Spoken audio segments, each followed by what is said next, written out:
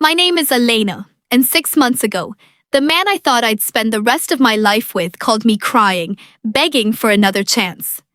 The worst part isn't that I almost said no, it's that by the time I said yes, I already knew exactly how our story was going to end. I met him 8 years ago. You know those people who walk into your life and somehow make everything else disappear? That was him for me.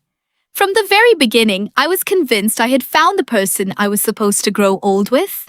Looking back now, I don't know if it was love or just obsession disguised as love.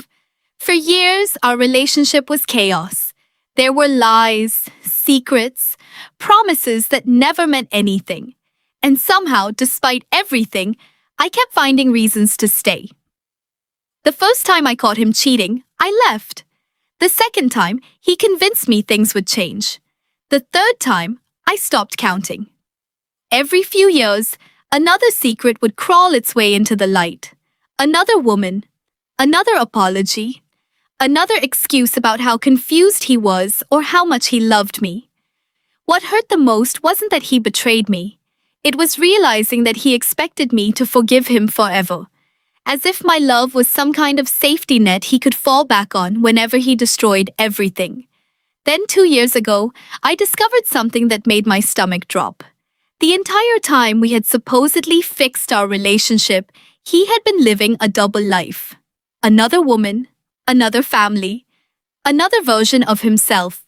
And somehow, without even realizing it, I had become the outsider in my own relationship. I remember sitting in my car that night, staring at my phone for hours. I wasn't crying, I wasn't screaming, I just felt empty. The kind of emptiness that makes you question whether you ever truly knew someone. I left without saying much, and for months I convinced myself that I was over him. But I wasn't over what he had done, because heartbreak fades, humiliation doesn't. The strangest part is that after everything, he kept reaching out. Birthday messages, late-night calls, long paragraphs about soulmates and second chances.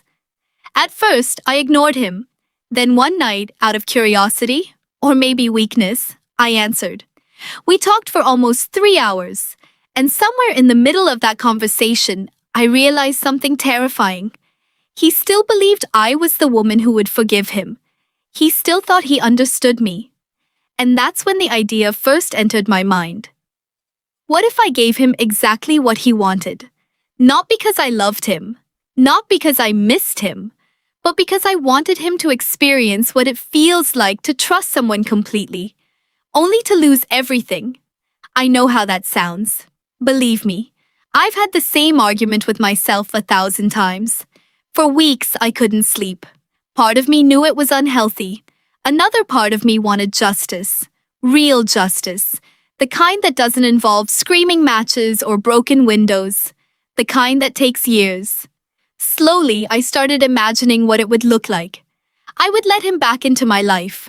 I would smile, laugh at his jokes, meet his family again, act as if the worst years of my life had never happened. And all the while, I would be building something bigger. A career, a future, a life that didn't depend on him. Then, one day, when everything was finally perfect, I would leave. No warning, no dramatic goodbye. Just silence. The same silence he left me with all those years ago. The scary thing is that the more I thought about it, the more reasonable it started to feel.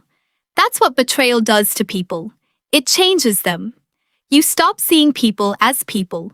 You start seeing them as lessons, obstacles, or tools. And honestly, that realization scared me more than anything he had done. Because somewhere along the way, I stopped asking myself whether my plan would hurt him. I started asking whether it would hurt me. A few days ago, he called again. I watched my phone ring for almost a minute before answering. He sounded different this time. Older, tired. He asked if we could meet. Just coffee, he said. I told him I'd think about it. And before hanging up, he said something that's been replaying in my head ever since.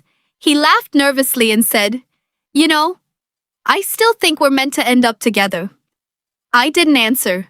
Because the truth is, I still haven't decided whether I'm going to give him another chance or whether I'm about to become the worst mistake of his life.